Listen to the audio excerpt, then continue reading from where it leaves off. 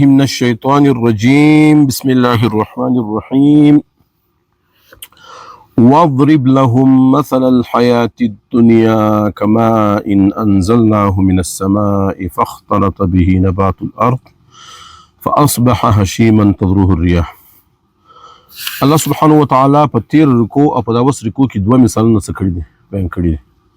یو مثال په تیر رکو کې د اصحاب الجنتین مثالو چې سړیو باغونه درلودو، د انګورو دوه باغونو، شاوخوا د خرماو باغونو، کتې دپاره مځکه وه، په منځ کې نهرونه څکېدل ویدل. د دې باغاتو د دې نعمتو کې ده څه کول؟ هغه شرک یې کوي، ناشکري یې کول او دې نسبت یې خپل ځان ته کوي. الله سبحانه وتعالی موحد په ذریعه باندې سمجاو کوي د سرنک اخلاص. الله سبحانه وتعالی د شرک د بې برکتۍ د وجې په دنیا کې هغه نعمتونه څه کړو؟ ځینې واخیستو. مطلب هغه مثال چې و هغه داسې مثال و چې د عرب معاشرې سره هغه ډېر په سمجھ کې راتلی، ډېر نسبت و مناسبت یې څه کوي؟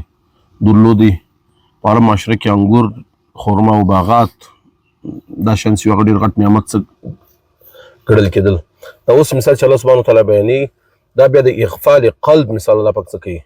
بیانوي چې د دنیا کې انسان زړه دومره څه سي مشغوله سي چې د عارضي دنیا، فنا کېدونکې دنیا چې هغه هېڅ بقا نه لري، هغه ختم کېدونکې ده، د هغه د وجې دی باقیات صالحات ته د آخرت چې کوم ژوند دی، اخروي نعمتونه چې کوم دي د الله سبحانه وتعالی منشا او رضا چې ده هغه دی پس یې پوشت څه کړي؟ پرېږدي. نو دا یو عمومي، هغه یو خصوصي مثال دا څه دی؟ یو عمومي مثال دی. او د اغفال قلب چې قلب څه غافل وي، الله سبحانه وتعالی په دې مثال کې د دنیا حقیقت انسان ته څه کوي؟ هغه ښکاره کوي چې د دنیا ژوند دارنګه دی لکه د نباتاتو په دنیا کې سپرلی راسي، بارانونه وسي او دغه بارانو د نمي د وجې تخم، واښه، شینګښتي هغه څه سي راشنه سي او بیا اچانک 4-3 میاشتې بعد بیا څه راسي؟ خزا موسم باندې راسي، پاڼې او واښه هر څه سي خزا سي، ختم سي. بیا هوایي پرو چلیږي، هغه د درختو د پاڼو نوم نښان لا هم څه سي، هغه فنا سي، ختم سي. انساني ژوند هغه هم دغه رقم دی چې کوچنی ماشوم د روح په ذریعه باندې د انسان څه وسي؟ آغاز وسي. بیا دغه رنګه مطلب انساني ژوند هغه هم مرګ سي، د مرګه بعد هغه انساني وجود هغه څه سي؟ خاورې سي. د خاورو څخه پیدا سوی برته هغه خاورې سي لاړ سي، په خاورې کې څه سي؟ هغه فنا سي. الله مثال بیانوي چې واضرب لهم، ته مثال که د انسان بیان که د مثال انسانان لره، مسلمانان لره، مثل الحیات الدنیا، مثال د دنیا د ژوند، کما ان انزلناه من السماء، لکه هلته روح الله سبحانه وتعالی اسمانو څخه نازل کړي، چیرې راسي؟ د مور په نس کې انسان ته څه ورکړي؟ وجود ورکړي. دا هم د اسمان څخه اوبه څه سي؟ نازلې سي. فاختلط به نبات الارض، لکه د روح په ذریعه انساني وجود ته ژوند پیدا سي، دلته هم د اوبه په ذریعه باندې فاختلط به نبات الارض، د اوبه په ذریعه باندې الله سبحانه وتعالی واښه څه کړي؟ راشنه کړي. د هغه واښه برته پناه سي، فاصبح هشیما، پرور ځینې وګرځېږي، ختم سي، ژړ واوړي. تذروه الرياح، هوا بیا الله سبحانه وتعالی پر وچلوي، هوا بیا څه کړي؟ نصف نابود کړي، ختم یې کړي. دغه رنګ انسان چې پر هغه باندې ژوند الله پاک ورکړي، ځواني ورکړي، د ده پر صلاحیتو باندې باغ و بهار سي راسي، لکه پر نباتاتو په دنیا کې سپرلی راسي، دارنګه پر انسان باندې هم څه راسي؟ هغه بهار باندې راسي. برته بوډهاپه راځي، برته ویښتان څه کېږي؟ سپین کېږي، برته نعمتونه، جسماني قواوې الله سبحانه وتعالی آهسته آهسته څه کوي؟ سلب کوي. برته روح هم څه سي؟ یعنې قبض سي. برته د وجود هم د ده څه سي؟ پناه سي، د خاورو سره دی څه سي؟ خاورې سي. د دنیا حقیقت د سایکل د چا د الله سبحانه وتعالی څه کړي؟ روږدي کړي، چاته 15 کاله ورکړي، چاته 50 کاله ورکړي، چاته 90 کاله څه کړي؟ ورکړي. لیکن انجام د ګردو څه دی؟ لکه د نباتاتو د دنیا چې دا ګرده څه کېږي؟ پناه کېږي. انسانان هم څه کېږي؟ دغه رنګه پناه کېږي. مطلب الله په دا کې دا ښکاره کوي چې هست و نیست، چې ابقا و اعدام، وجود و فنا د دې خالق څوک دی؟ هغه الله سبحانه وتعالی دی. هغه د کائنات کې نباتات هم درنګه ژوند ورکوي او درنګه حیوانات او انسانات هم څرنګه دغه رنګه څه ورکوي؟ ژوند ورکوي. هغه هستي نیست الله سبحانه وتعالی هغه څه کې وجود ورکړي او د وجود بعد ورته د فنا کېدو باندې هم څوک قادر دی د الله سبحانه وتعالی څه دی ذات قادر دی وکان الله على كل شيء مقتدره او د الله ذات چې دی پر هر څه باندې څه دی کامل قدرت لرونکی دی نور ذات الله سبحانه وتعالی بیانوي چې د المال والبنون زینة الحیاة الدنیا صالح رضی الله عنه ارشاد فرمایي چې د دنیا کیتی چې ده د هغه ثمره چې ده هغه مال او اولاد دی او د آخرت کیتی د آخرت ثمره چې ده هغه څه ده باقیات الصالحات دي صحیح نو المال والبنون زینة الحیاة الدنیا الله سبحانه وتعالی ارشاد فرمایي چې دا مال او ستی اولادونه د دنیا ظاهري زیبو زینت دي صحیح والباقیات الصالحات او کوم چې باقیات الصالحات هغه خیر عند ربک هغه ستا د رب په نیز باندې ډېر څه دي بهتره دي ثوابا ثواب په حیثیت سره وخیر عمله او د امید په حیثیت سره هغه څه دي بهتره دي که امید انسان ساتي که د ثواب نیت ساتي که ثمره او نتیجه انسان غواړي د دنیا حیثیت د دنیا د مال د اولاد حیثیت هغه چې افتخاري ظاهري زیب و زینت دی هغه فنا کېدونکي دي هغه ختم کېدونکي دي اصل چې وجود لري وجود نه فنا کېږي هغه څه دي باقیات الصالحات دي صحیح لکه علي رضی الله عنه ارشاد فرمایي چې د دنیا د کیتی ثمره چې د مال او اولاد دي د آخرت ګټه چې دا کیتی چې دا ثمره چې دا څه دي باقیات الصالحات دي باقیات الصالحات رسول الله صلی الله علیه وسلم ارشاد فرمایي صحابه پوښتنه کوي چې د باقیات الصالحات کې کثرت کوي صحابه رضوان الله عنهم اجمعین پوښتنه کوي چې د باقیات الصالحات هغه څه دي رسول الله صلی الله علیه وسلم په جواب کې ارشاد فرمایي چې سبحان الله ویل سبحان الله الحمد لله الله اکبر او دا لا اله الا الله لا حول ولا قوه الا بالله دا کلمات ویل په کثرت سره داسې دي هغه باقیات الصالحات او بعضی مفسرین به ارشاد فرمایي د باقیات صالحات څخه مراد لکه د دنیا زیب و زینت مال او نارینه اولاد دي د آخرت زیب و زینت چې دي د آخرت سرمایه چې ده د آخرت ثمره چې دغه چې دي انجینې دي انجینې په کوم حیثیت باندې د دې روایت یعنی ثبوت هغه د عائشه صدیقه رضی الله عنها یو حدیث مبارک دی چې یو سړی به هغه به جهنم لره الله سبحانه وتعالی فرشتو په ذریعه سکی بیاي هلته به د لوړي مخ ته ورولېږي زموږ بابا ته جهنم لکه شی زموږ بابا زموږ په تعلیم په تربیت کې څه کړي دي سو کردار څه کړي دي ادا کړي دي الله سبحانه وتعالی به د لوړو په برکت سره دې سره وګرځي د جهنم د عذاب څخه څه کې محفوظ کې یو روایت دا هم دی چې باقیات صالحات مراد د الله سبحانه وتعالی د معرفت هر شی د الله سبحانه وتعالی د معرفت هر عمل د محبت الهی هر عمل او د اطاعت الهی هر عمل دا په شامل دي باقیات الصالحات کې څه دي شامل نشته هغه په ذریعه باندې محبت الهی معرفت الهی اطاعت الهی څه کېږي په حاصلېږي هغه هر عمل په باقیات الصالحات څه دي شامل دي بل روایت هم راځي چې نارینه زنانه اولاد لوني هغه په باقیات الصالحات څه دي شامل دي او صدقه جاریه که د علم په صورت کې که د یو نهر د یو څاه د یو باوړي د یو پل تعمیر یو مسجد او مدرسه صدقه جاریه هغه شی هغه د باقیات صالحات په زمره کې څه دي هغه شامل دي او دغه رنګه د انسان اولاد چې الله سبحانه وتعالی زینت الحیات الدنیا یا مال بنون دواړه مال او اولاد دواړه که چیرې دا د الله سبحانه وتعالی په اطاعت کې دغه څه خرڅ شي د بچیانو ښه تعلیم وسي دا ستا مال د الله په اطاعت کې څه شي خرڅ شي دا هم په باقیات صالحات کې بیا څه کېږي شاملېږي او که خدای دې نه کوي مال او اولاد هغه په سمه طریقه نه وګټل سي یا په سمه طریقه مال نه سي خرڅ د اولاد ښه تربیت نه سي ونه دا د باقیات صالحات په زمره کې بیا څه کېږي هغه نه شاملېږي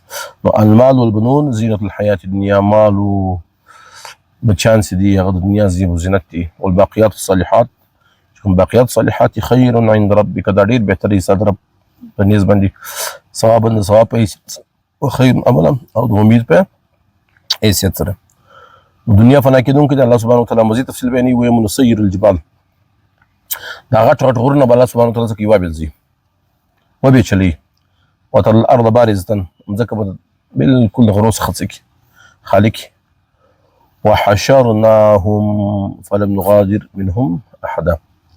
او برته الله سبحانه وتعالى سکی راپورته بکی فلم نغادر منهم احدا، هیڅ څوک به نه پرېږدي چې دا څه انسانان دي د آدم علیه السلام څخه ونیسي تر اخري انسانه پورې دا به ګرده سي الله سبحانه وتعالی برته څه کي راژوندي به کي دا کائنات به ګرده څه کي فنا به کي ختم به کي برته به الله سبحانه وتعالی څه کي راژوندي کي وعرضوا على ربك صفا بیا به ګرده انسانان د الله سبحانه وتعالی په محشر په ورځ باندې د الله سبحانه وتعالی په حضور کې سي صف در صف پسې ولاړ. یعنې مفسرین دا هم لقد جئتمونا كما خلقناكم اول مره الله پاک تی به مال راځي كما خلقناكم اول مره لکه څنګه چې ماتې اول مره څه کړی یاست تخلیق کړی یاست. د انسان اول تخلیق هغه انسان څه ده روح ده چې الله سبحانه وتعالی د ګردو انسانانو ارواح څه تخلیق کو بیا هلته څه جن واخیستې عهد د الستو یې څه کړي جن واخیستې نو الله پاک وایي لقد جئتمونا كما خلقناكم اول مره تی مال راځي كما خلقناكم اول مره لکه اول در چې ماتې څه کړي یاست تخلیق کړي یاست.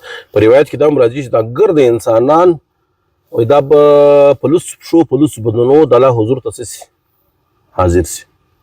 وایي اول در چې لباس ورواغوستل کېږي هغه به حضرت ابراهیم علیه السلام اور د الله سبحانه وتعالی چاته لباس ورواغلی ابراهیم علیه السلام ته څه ورواغلی لباس ورواغلی. په دا موقع باندې رسول الله صلی الله علیه وسلم د روایت بیان کوي عایشه صدیقه رضی الله عنها هغه پوښتنه ځینې وکړله چې آیا د انسانان یو بل ته نه ګوري؟ رسول الله صلی الله علیه وسلم په جواب کې ورته وویل چې د هر سړی په خپل غم او فکر کې دومره څه ډوب وي مشغوله به وي دا هېڅوک به دا جرأت نشي کولی چې بل انسان ته څه کړي هغه وګوري. او بعضې روایت کې راغلي چې د خپلو مردګانو د شک کفن څه کوي هغه وراغوستې دا ستي مردګان چې دي یا په روایت کې راځي چې په مردګان چې وفات سي د ملاقات سره کوي نو لباسونه به دوی چې کفنونه یې اغوستي دي څه کوي ملاقات کوي. مفسرین هغه توجیه بیان کړې ده چې دا په برزخ کې چې کوم ملاقات ته مردګانو په منځ کې کېږي هغه په کوم حالت کې هغه د کفن په حالت کې او چې د محشر پر میدان باندې کوم مردګان راپورته کېږي هغه به ګرده په لوڅ پښو په لوڅ بدنو به بیا به الله سبحانه وتعالی لباس څه کوي هغه به وراغوندي. یا چې د محشر متعلق کوم روایت څه چې انسانان به په خپلو کپړو کې راپورته سوي هغه د چا متعلق د شهداو څه دی متعلق د شهداو چې په کوم لباس کې پټ سوي دي هغه لباس کې به الله سبحانه وتعالی څه کوي هغه راپورته کوي.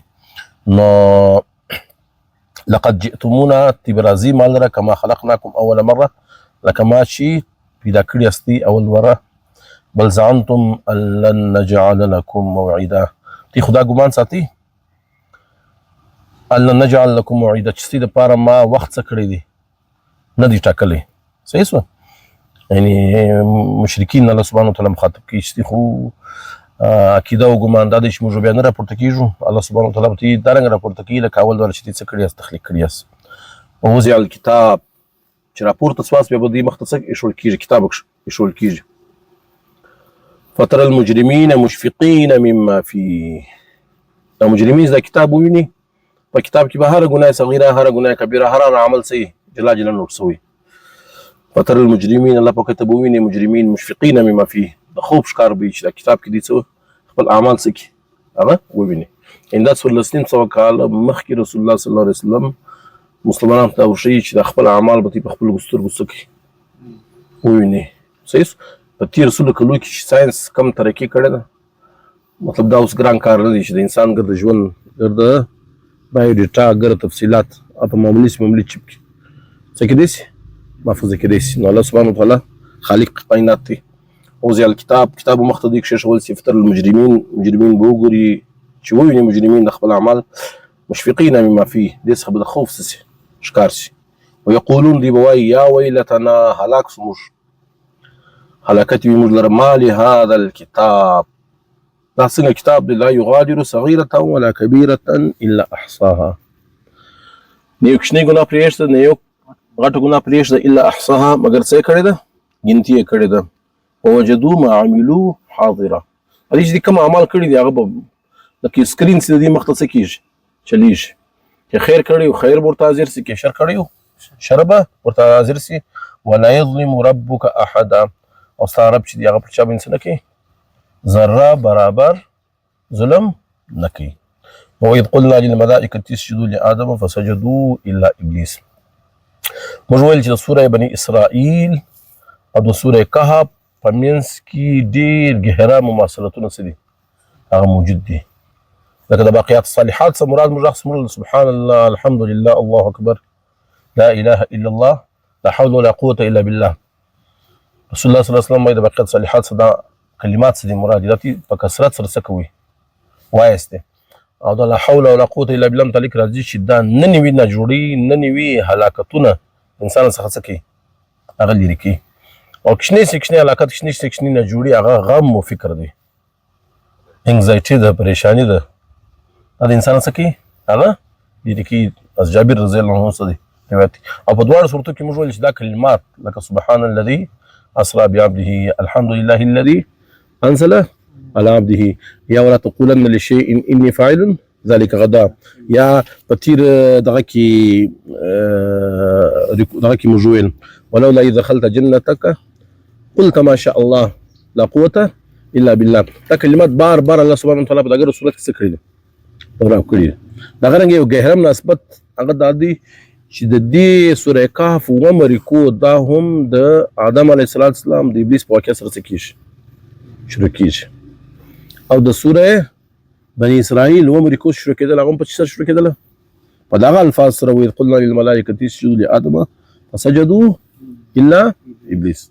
لیکن فرق دا دی چې د آدم علیه السلام د ابلیس واقعه چې الله سبحانه وتعالی تقریبا وځه څه کړی ده جلا څه کړی ده بیان کړی ده. هر ځای په هغه کې یو څه یوه نه یوه اضافه په واقعه کې څه هغه موجود دي. لکه په دا صورت کې هم د آدم علیه السلام د قصې او د ابلیس د واقعې الله سبحانه وتعالی یو نوی پیلو مسلمانانو څه کوي هغه ښکاره کوي. هغه څه دی وإذ قلنا للملائکة اسجدوا لآدم. الله پاک وایي چې موږ ویل فرشتو ته اسجدوا لآدم، آدم څه وکړي سجده وکړي. فسجدوا الا ابلیس، ګردو سجده وکړل مګر ابلیس سجدې کولو څه وکړي انکار وکړي. د هرې واقعې الله سبحانه وتعالی دا واقعې هر یو نوی پیلو الله پاک په جلا مقامات کې څه کړي ښکاره کړي. دلته الله پاک یو پیلو ښکاره کوي. هغه پیلو یې دا دی چې دا ابلیس د چا څخه نو بلکې دوه پیلو یې ښکاره کوي. یو پیلو دا ښکاره کوي چې دا ابلیس دا د فرشتو څخه نو کان من الجن، دی جنو لیکن په فرشتو څه ننوتلی و. صحیح فرشتو اطاعت وکړي د څه وکړي د الله د حکم څه وکړل نافرماني وکړل. کان من الجن دی چې د جنات څخه و د فرشتو څخه ونه ففسق عن امر ربه او د واوښتې لرې سو د رب د امر څخه. یو دا پیلو ښکاره کوي. دویم پیلو دا ښکاره کوي یعنې انسان هم دا کېدی چې انسان الله پاک اشرف المخلوقات څه کړي پیدا کړي دي. انسان الله سبحانه وتعالی مسجود ملایکه څه کړي دي ګرځولي دي. انسان الله سبحانه وتعالی په دې ځکه کې خپل نایب خلیفہ څه کړي دي ټاکلي دي. انسان هم د شیاطین پر لار څه کېدی شي هغه تللی شي. د شیاطین ذریت هغه څه کېدی شي ګرځېدی شي. صحیح په خاص افتتخذونه د دې واقعې یو خاص روح چې الله پاک ښکاره کوي، خاص پهلو الله پاک ښکاره کوي. هغه دا ښکاره کوي چې لکه د انسانان ذریت لري جنات هم څه لري ذریت لري اولاد څه کوي هغه لري. افتتخذونه الله پاک وایي انسانانو ته نیسي د ابلیس و ذریته او د ابلیس اولاد یعنی شیاطین زدگان چې دي هغه څه ګرځوي اولیاء ګرځوي هندونی زما ما سیوا او حقیقت دا دی وهم لکم عدو شیطان څه دی ښکاره دشمن دی. بئس للظالمین بدلا د ظالمین دپاره دا څومره څه دی بدل دی. ما اشهدتهم خلق السماوات والارض ولا خلق انفسهم. الله پاک وایي ما دې نه دي حاضر کړي چې ما مځکه او اسمانونه څه کول تخلیق کول پیدا کول او نه ما دې حاضر کړي دي چې ما دې خپله څه کول تخلیق کول. او الله پاک وایي ته شیطان ولې دغه ګرځوي خپل ولي ګرځوي. وما كنت متخذ المضلين عضدا. زه په خپله نیونکی یم ګمراه خلکو لره عضدا خپل دست بازو خپل مددگار. صحیح شو؟ نو چې الله پاک نه ګرځوي ته هم څه کوي مه ګرځوي. ویوم یقولو او چې الله پاک وایي نادو شرکائي الذین زعمتم اوس راوغواړي هغه زما سره چې کوم شریکان ګرځول الذین زعمتم چې دغه متعلق دي دا معبودان تصور درلودي فدعوهم دی به آواز ورو لګوي فلم یستجیبوا لهم هېڅوک به دې ته څه نه کړي ور جواب نه کړي ور وجعلنا بینهم موبقا او الله سبحانه وتعالی به د دې چې کوم معبودان باطله وو او دا کوم خلک چې عبادت کوي د دې په منځ کې به څه وګرځي یو ګاټي هغه څه کې د هلاکت والا ګاټي به څه وګرځي په منځ کې څه وګرځي د دې اواز به تر هغه خپل معبودانو باطله پر به څه کېږي هم نه ورسېږي دا به هغه څه ورکوي جواب ورکوي ورأى المجرمون النار بس په دا صورت کې مجرمین چې دي شرک یې کړی دی هغه به اور څکي وویني فظنوا انهم مواقعوها یا به دوی دا ګمان وکړي چې بس موږ په دا اور کې لوېدونکي یو ولم یجدوا عنها مصرفا او هېڅوک هم د دا اور څخه موږ څه نشي ګرځولی خلاصوی هم نشي دا اور زموږ مقام څه ده هغه ټکانه ده. الله تعالی دې موږ ته د قرآن حکیم فهم او د قرآن حکیم پر احکام باندې د عمل توفیق نصیب کړي. واخر دعوانا الحمد